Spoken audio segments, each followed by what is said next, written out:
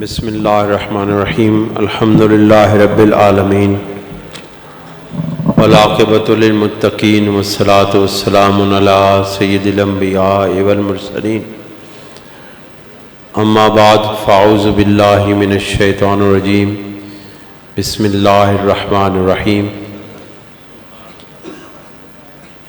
والذین آمنوا اشد حبا للہ صدق اللہ العظیم وصدق رسولہ النبی الکریم ونحن علی ذالک لمن الشاہدین والشاکرین ان اللہ وملائکتہ یصلون علی النبی یا ایہا الذین آمنوا صلوا علیہ وسلموا تسلیما صلاۃ والسلام علیک یا رسول اللہ وعلی آلک واصحابک یا حبیب اللہ۔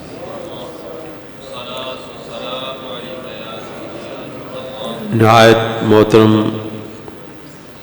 واجب الاحترام حضرت علامہ ڈاکٹر حافظ اب نے اپنے مطلوب حقیقی کو پانے کی، اس کا وصل پانے کی، اس کی بارگاہ میں حضوری پانے کی، شہود پانے کی، مشاہدہ کی دولت حاصل کرنے کی جستجو کی ہے، طلب کی ہے۔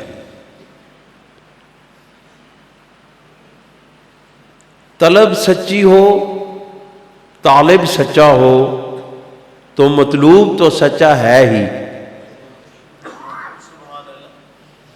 یاد رکھیں اللہ کریم نے ارشاد فرمایا والذین آمنوا اشد حبا للہ، ایمان والے وہ ہیں۔ ڈاکٹر صاحب نے آپ کو ایمان والوں کی نشانیاں بتائی ہیں، ان میں سے ایک نشانی یہ بھی ہے کہ ایمان والے وہ ہیں جو اللہ رب العزت سے ٹوٹ کے محبت کرتے ہیں، اللہ رب العزت سے عشق کرتے ہیں۔ لیکن معاملہ بڑا عجیب و غریب ہے کہ جب تک بندہ طالب نہیں بنتا اس وقت تک مولا نہیں ملتا، اور جب طالب بن جاتا ہے، اس کی راہ میں چلتا ہے، تو پھر اس کی راہ میں چلنے کے لیے طالب کو، اللہ کے طالب کو پھر بندے کی ضرورت پڑتی ہے۔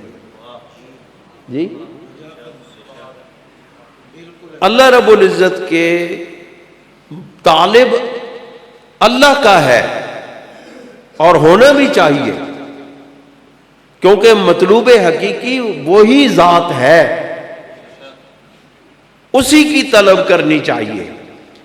لیکن اس کی طلب کے لیے بھی اس کے بندے کی ضرورت اس لیے ہے کہ اس تک پہنچنے کا، اس طلب کا طریقہ سکھانے والا بھی کوئی ہو۔ جب تک اس سے پانے کا، اس کو اس سے پانے کا ہے۔ ہمیشہ یاد رکھو حضرت امام ربانی رحمۃ اللہ علیہ نے، ابھی پچھلے دنوں میں شرح مکتوبات شریف لکھ رہا تھا، تو آپ رحمۃ اللہ علیہ نے اپنے مکتوب شریف میں بہت خوبصورت جملہ ارشاد فرمایا۔ آپ نے فرمایا اللہ رب العزت کو اس سے طلب کرو، اس کو اس سے ہی طلب کرو، کیونکہ وہ دے گا تو وہ خود ملے گا، اس کی عطا کے بغیر وہ خود بھی نہیں ملتا۔ اور بندہ جب طالب بن جاتا ہے اپنے رب کا، تو پھر رب تعالیٰ بندے کو کیا کہتا ہے؟ دل تو کیا چیز ہے ہم روح میں اترے ہوتے، دل تو کیا چیز ہے ہم روح میں اترے ہوتے، تو نے چاہا ہی نہیں چاہنے والوں کی طرح۔ چاہت بھی تو ہونی چاہیے، چاہنے والوں کی طرح کوئی چاہے تو صحیح۔ کوئی خواجہ خواجگان سید نور محمد بن کے اس کو چاہے تو صحیح وہ پھر ملتا بھی ہے. کیوں؟ کوئی بہاؤالدین نقشبند بخاری بن کے اس کو چاہے تو صحیح، اس کی طلب کرے تو صحیح. تو ہم دل تو کیا چیز ہے، ہم روح میں اترے ہوتے، تو نے چاہا ہی نہیں چاہنے والوں کی طرح. اب یہ طلب، یہ چاہت، یہ رب کی محبت، یہ عشق الہی، یہ کیسے ملے؟ بغیر ٹریننگ کے آپ کو نوکری نہیں ملتی، بغیر کسی تعلیم حاصل کیے آپ کو ڈگری نہیں ملتی.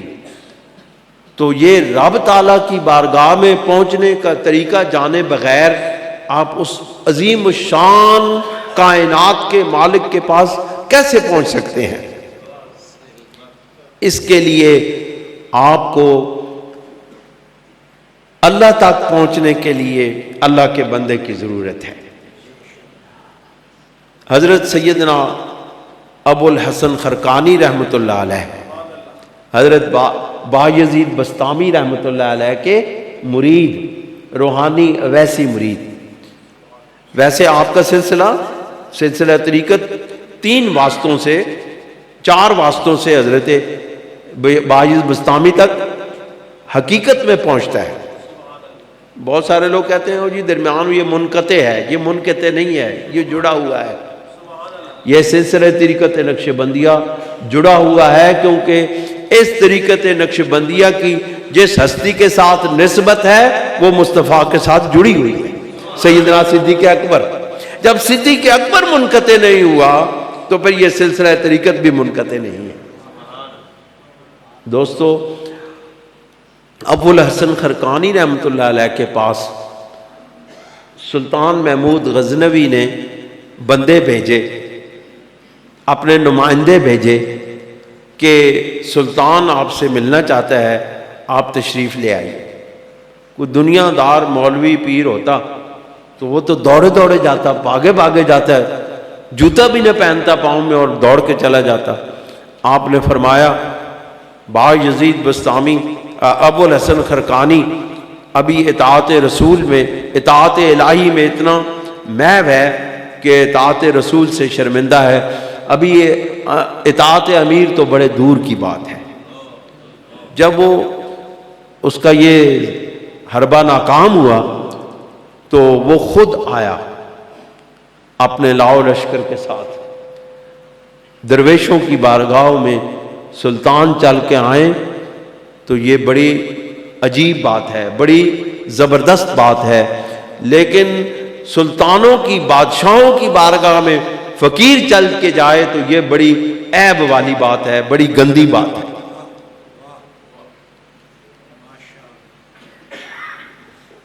ہمارے قبلہ عالم صوفی صاحب رحمۃ اللہ علیہ، سید مسعود الحسن شاہ رحمۃ اللہ علیہ، آپ کے حکومتوں میں بڑے بڑے دوست، بڑے بڑے کلاس فیلوز حکومتوں میں رہے ہیں، لیکن آپ ایک دن بھی ان کے پاس نہیں گئے.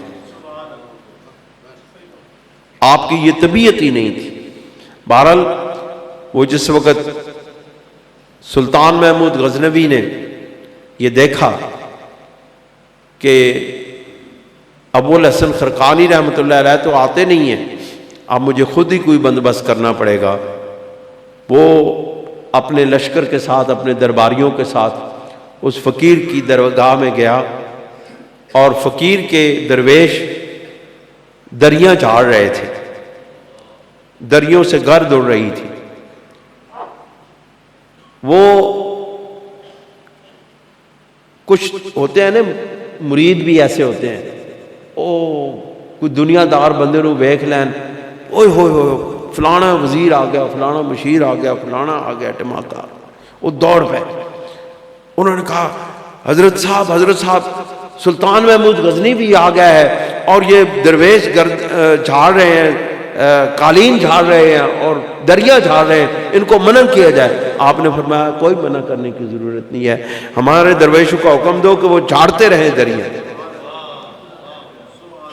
مقصد یہ تھا کہ یہ گرد و غبار سے نفرت کرتے ہوئے دنیا دار لوگ درویشوں کی گرد و غبار سے نفرت کرتے ہوئے ہمارے پاس آئیں ہی نہیں، یہ یہاں سے چلا جائے. یہ بھی ایک طریقہ ہے پگانے کا. یہ اللہ والے جو ہیں ہر بندے کو ساتھ نہیں ملاتے، ہر بندہ ان کے پاس آتا بھی نہیں ہے، ہر بندے کو یہ بلاتے بھی نہیں ہیں، ہر بندے کو پاس آنے بھی نہیں دیتے. جب وہ پھر بھی نہ رکا اور وہ کھڑا ہو کے اس گرد و غبار کو اپنے اندر سمیٹتا رہا اور اندر انہیل کرتا رہا، تو اس کے بعد پھر حضرت ابو الحسن خرقانی رحمۃ اللہ علیہ نے اس کو اندر آنے کی اجازت دی. جب وہ اندر آیا آپ نے اس کی طرف توجہ نہیں فرمائی، کوئی توجہ نہیں کی کہ بادشاہ وقت سلطان وقت آ گیا ہے. آ کے بیٹھ گیا اور عرض کرنے لگا کہ کوئی نصیحت فرمائے. آپ نے چند نصیحتیں فرمائیں، خاموش ہو کے نظریں جھکا کے بیٹھ گیا. وہ بھی بیٹھ گیا. حضرت ابو الحسن خرقانی رحمۃ اللہ علیہ بھی تشریف فرما ہوئے مراقبے میں چلے گئے، اس پہ توجہات دینے لگے. یہ دل کو صاف کرنے کا طریقہ ہے. اللہ والے آنکھیں بند کر کے لوگوں کے قلوب اور ان کے اذہان پر اور ان کے باطن میں صفائی کرتے ہیں، جھاڑو دیتے ہیں. جب سلطان تھوڑی دیر بیٹھنے کے بعد واپس جانے لگا، حضرت ابو الحسن خرقانی رحمۃ اللہ علیہ اس کے ساتھ اٹھ کھڑے ہوئے اور اس کو خانقاہ سے باہر دور تک چھوڑنے گئے. واپس آئے تو مرید بڑے حیران. مرید ہر گل تے پیر نہیں ہر گل تے حیران ہونے تے پیر دی ہر گل ہونی حیران والی، حیران کر دینے والی ہے. ہن بھی تھوڑی دیر بعد لوگ حیران ہون گے تو وہ کہیں گے اے کی کیتی جی، اے کی کیتا، اے کی کیتا، دیکھو جی اے کی کر دیتا. لیکن قبلہ عالم صوفی صاحب رحمۃ اللہ علیہ فرمایا کرتے تھے کہ پیر کی ہر بات میں حکمت پوشیدہ ہوتی ہے. تو وہ جس وقت واپس آئے حضرت ابو الحسن خرقانی رحمۃ اللہ علیہ جب واپس تشریف لائے تو مریدوں نے سوال کیا. کئی سوال کرنے والے ہونے، سوال بڑی تیز ہونے سوال کر، اے کی ہو گیا جی، اے کی ہو گیا جی، اے حضرت صاحب کی ہو گیا جی، اے کی کر دیتا جی. وہ جناب آپ نے فرمایا زیادہ پریشان ہونے کی ضرورت نہیں. جس وقت سلطان محمود غزنوی ہماری بارگاہ میں آیا تھا وہ باطنی طور پر خالی تھا. جب واپس پلٹا تو ہم نے اس کو بھرپور کر کے واپس بھیجا ہے. ہم نے اس کو اپنے رب سے ملا کے واپس بھیجا ہے. ہم نے اس کو باطنی طور پر اپنے تمام انوارات اور اپنے فیوزات اور برکات دے کے واپس بھیجا ہے. سلطان محمود آیا خالی تھا، واپس پلٹ کے بھرپور ہو کے واپس جا رہا. وہ ہستی جو رب تعالیٰ سے ملانے والی ہے، جو طالب بنا کے اپنے مطلوب تک پہنچانے والی ہے، جو طالب بننے کا طریقہ سکھانے والی ہے، وہ کون سی ذات ہے؟ وہ محمد مصطفیٰ کی ذات ہے. وہ ایک شمع ہے، ہزاروں پروانے ہیں. شمع ایک ہے، پروانے ہزاروں ہیں.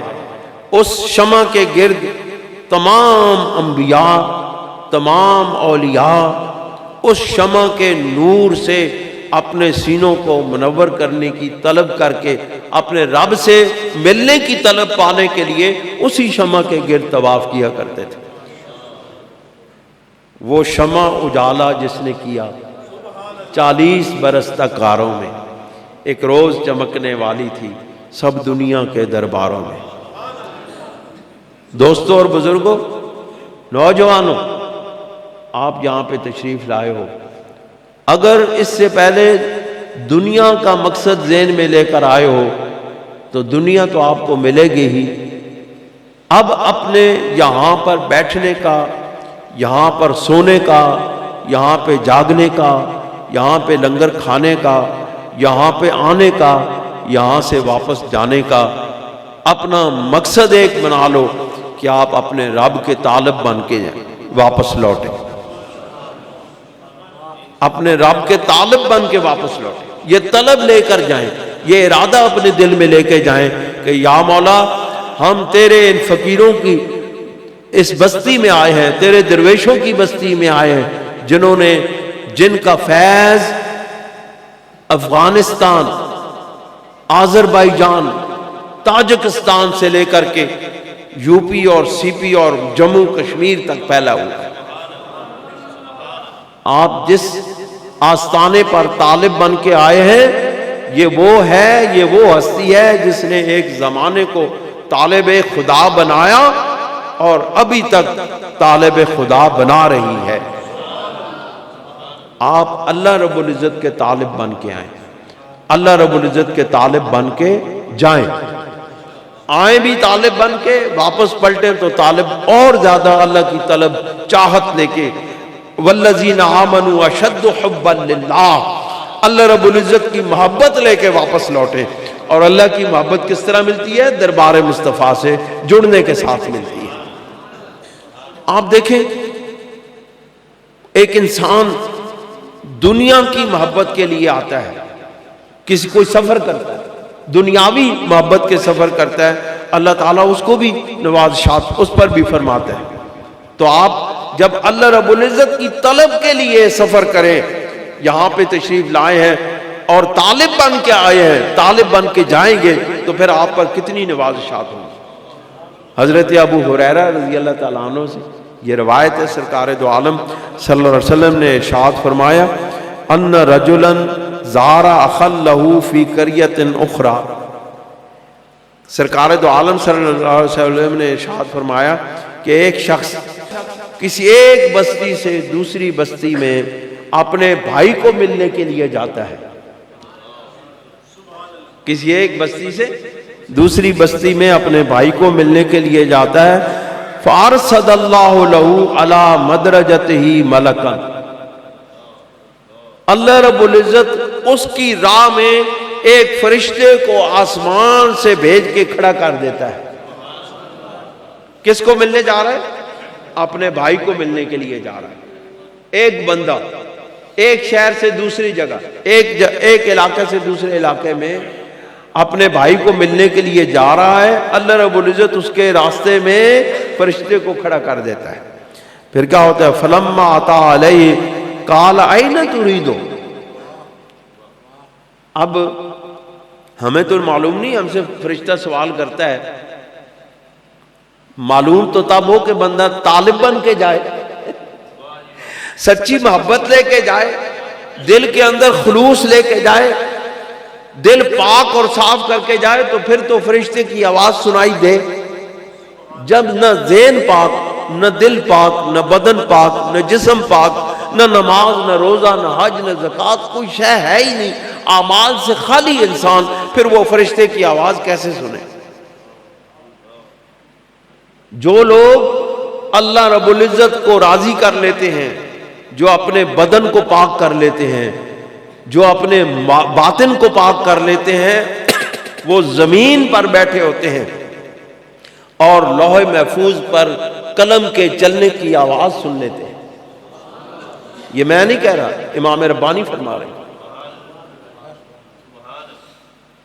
تو بات یہ ہے، ہم فرشتوں کی آواز کیسے سنیں؟ ہم نے اپنے آپ کو فرشتوں کی آواز سننے کے قابل نہیں بنایا ہے۔ جس دن قابل بنا لیں گے آواز سنائی دے گی۔ میں نے قبلہ عالم والد گرامی رحمۃ اللہ علیہ سے پوچھا کہ میرے ابا جی، یہ میرے ابتدائی جوانی کے زمانے کی بات ہے، جب میں پاکستان آرڈننس فیکٹریز میں ملازمت کیا کرتا تھا، تو میں نے قبلہ عالم والد گرامی رحمۃ اللہ علیہ سے پوچھا، آپ دوستوں کو میں نے ایک بات بتائی بھی ہے پہلے، کہ قبلہ عالم میں جس وقت کبھی کبھی میں ذکر کر رہا ہوتا ہوں تو میرے جسم میں ایک ایسی ٹھنڈک سی، ایسی کپکپی سی طاری ہو جاتی ہے، ایسی ٹھنڈک سی محسوس ہوتی ہے، میں حیران ہوں یہ کیا چیز ہے۔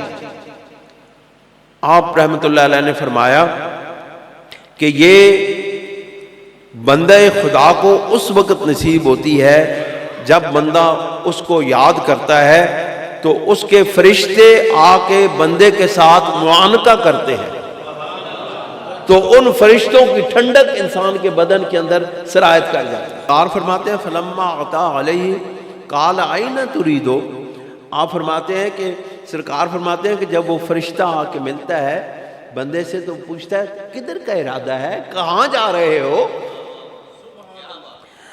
قال اريد اخلی فی هذه القرية، وہ فرشتے کو جواب دیتا ہے کہ میں اپنے بھائی کو اس قریہ کے اندر، اس شہر کے اندر، اس گاؤں کے اندر میرا ایک بھائی رہتا ہے، اس کو ملنے کے لیے جا رہا ہوں۔ فرشتہ پھر کہتا ہے کہ قال هل لك علیہ من نعمت تربوها، فرشتہ کہتا ہے کہ کیا اس کا تجھ پر کوئی احسان ہے کہ اس کو لوٹانے کے لیے جا رہا ہے؟ قال لا غیرہ، وہ کہتا ہے نہیں، کوئی احسان نہیں کیا اس نے مجھ پر جس کو میں بدلہ دینے کے لیے واپس جا رہا ہوں۔ انی احببتہ فی اللہ عز وجل، میں اس کو اللہ رب العزت کے لیے اس سے محبت کرتا ہوں، اللہ کی رضا کے لیے اس سے محبت کرتا ہوں، میرا کوئی اس کا مجھ پر کوئی احسان نہیں، کوئی ہمارے درمیان کوئی دنیاوی معاملات نہیں ہے، صرف دین کا معاملہ ہے، رب کا معاملہ ہے۔ میں اپنے رب سے محبت کرتا ہوں اور اس محبت کی وجہ سے میں اس بندے سے محبت کرتا ہوں، میں اس بندے اللہ رب العزت کی خاطر میں اس بندے سے محبت کر کے میں اس کی طرف جا رہا ہوں۔ آپ دیکھیں، آپ کس لیے آئے؟ آپ محبت کے لیے آئے، اللہ سے محبت کے لے کر آئے ہیں، اللہ کے بندوں کی محبت لے کر آئے ہیں کہ نہیں؟ جڑے دنیا واسطے آئے ہو وہ اپنے دنیا نے دل وچوں وہ خیال کٹ دو، دنیا کا خیال دل سے نکال دو، اللہ کو پا لیا، آپ یقین جانیے اللہ کو پا لیا، دنیا آپ کے پیچھے پیچھے ہوگی۔ یہ میرا ایمان ہے اور تجربہ ہے۔ میں جب رات کے وقت والدہ اپنی قبلہ عالم میری اپنے والدہ گرامی رحمت اللہ علیہا کو مل کے میں ادھر خانقاہ میں آتا تو وہ مجھے چلتے ہوئے یہی دعا دیا کرتے تھے۔ میں اجازت لیتا کہ میں جا رہا ہوں اوپر، آپ فرمایا کرتے تھے جا دنیا تیرے پیچھے پیچھے ہو گئی۔ اور آپ یقین جانیے دنیا، آپ ایمان رکھیں، آپ اللہ کے ہو جائیں، اللہ کے محبوب صلی اللہ علیہ وسلم کے ہو جائیں تو آپ کے پیچھے پیچھے دنیا آئے گی، دنیا کے پیچھے آپ کو جلنا نہیں پڑے گا۔ وہ کہتے ہیں کہ میں انی احببتہ فی اللہ عز وجل، میں اس کو اپنے رب کی رضا کے لیے محبت کرتا ہوں اس سے۔ قال فإنی رسول اللہ الیک بأن اللہ قد احبک کما احببتہ فیہ، رسول اللہ صلی اللہ علیہ وسلم نے فرمایا بے شک اللہ رب العزت کے رسول تم سے اس وجہ سے محبت کرتے ہیں کہ تو اللہ تعالیٰ سے محبت کرتا ہے۔ اب کیا ہوتا ہے؟ اللہ تعالیٰ کی محبت لے کر آیا بندہ، اللہ کے بندے کو ملنے کے لیے اس کو اللہ کی محبت بھی مل گئی، رسول اللہ صلی اللہ علیہ وسلم کی محبت بھی مل گئی۔ کیوں؟ اس کی وجہ یہ ہے کہ رسول اللہ صلی اللہ علیہ وسلم کی محبت اولین شرط ہے محبت الہی کو پانے کے لیے۔ اگر یہ محبت انسان کے پاس نہیں ہے تو انسان کا دامن خالی ہے۔ رسول اللہ صلی اللہ علیہ وسلم مرکز و محور ہے ایمان کا، آقا علیہ السلام مرکز و محور ہے ایمان کا، وہ شمع رسالت ہے جس کے گرد ساری کائنات کے ایمان والے پروانے گردش کرتے ہیں۔ دوستو اور بزرگوں، میں ایک مرتبہ پھر آپ سے یہی کہوں گا کہ طلب سچی کرو، طالب بنو رب کے، اللہ تعالیٰ کے ان بندوں کے پاس آپ آتے ہو، اللہ رب العزت کے ان بزرگوں کے پاس آتے ہو، نیک بندوں کی بارگاہوں میں آتے ہو تو اللہ تعالیٰ آپ کو اگر سچی طلب لے کر آتے ہو تو اللہ رب العزت آپ کو اپنی معرفت عطا فرمائے گا، اپنی پہچان عطا فرمائے گا۔ ایک اور حدیث پاک رسول اللہ صلی اللہ علیہ وسلم، آپ رسول اللہ سے محبت کرتے ہیں، سرکار دو عالم صلی اللہ علیہ وسلم آپ سے محبت کرتے ہیں۔ اس کا میں مفہوم بیان کر دیتا ہوں کہ اللہ رب العزت کے محبوب صلی اللہ علیہ وسلم نے فرمایا کہ حضرت ابراہیم علیہ السلام نے دعا مانگی تھی کہ رب انہن اضللن کثیرا من الناس، اے رب ذوالجلال بہت سارے لوگوں نے تیری نافرمانیاں کی ہیں، گمراہ ہوئی ہیں، فمن تبعنی فانہ منی، بس ان میں سے بہت سارے لوگ گمراہ ہو گئے ہیں، ان میں سے جو لوگ میری اتباع کرنے والے ہیں وہ مجھے عطا فرما دیں۔ سرکار نے فرمایا وقال عیسیٰ علیہ السلام ان تعذبہم فانہم عبادک وَإِن تَغْفِرْ لَهُمْ فَإِنَّكَ أَنْتَ الْعَزِيزُ الْحَكِيمُ، کہ حضرت عیسیٰ علیہ السلام نے کہا تھا کہ اگر تو عذاب دے تو تیرے بندے ہیں، تو جانتے تیرے بندے جانتے۔ ابراہیم علیہ السلام نے کہا کہ جڑے چنگے چنگے نے وہ میرے، جڑے مندے نے مولا وہ تیرے۔ حضرت عیسیٰ علیہ السلام نے فرمایا کہ بندے تیرے نے مولا، عذاب دینی تے عذاب دے، جے بخشنی تے بخش دے، ساڈا انہاں نال کوئی تعلق نہیں۔ ان تعذبہم فانہم عبادک وان تغفر لہم فانک انت العزیز الحکیم۔ فرفع یدیہ، اب رسول اللہ کی محبت کا اندازہ لگائیں، سرکار دو عالم صلی اللہ علیہ وسلم نے اپنے ہاتھ اٹھائے، فرفع یدیہ، سرکار نے اپنے ہاتھ اٹھائے، وقال اللہم امتی اللہم امتی، یا رب ذوالجلال میری امت میری امت میری امت۔ ابراہیم علیہ السلام نے کہا کہ چنگے بندے میرے، گندے بندے تیرے۔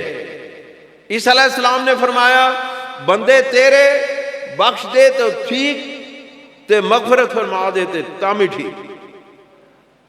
یا رسول اللہ صلی اللہ علیہ وسلم نے فرمایا، سرکار دو عالم صلی اللہ علیہ وسلم کی باری آئی، فرفع یدی اللہم امتی اللہم امتی، سرکار نے یہ نہیں کہا کہ جو نیک ہیں وہ میرے ہیں، جو بد ہیں ان کی بخشش فرما دے، آپ نے فرمایا ساری امت میری، ساری امت میری۔ آپ دیکھیں رسول اللہ صلی اللہ علیہ وسلم نے تمام امت کو اپنے دامن رحمت میں کیوں سمیٹا؟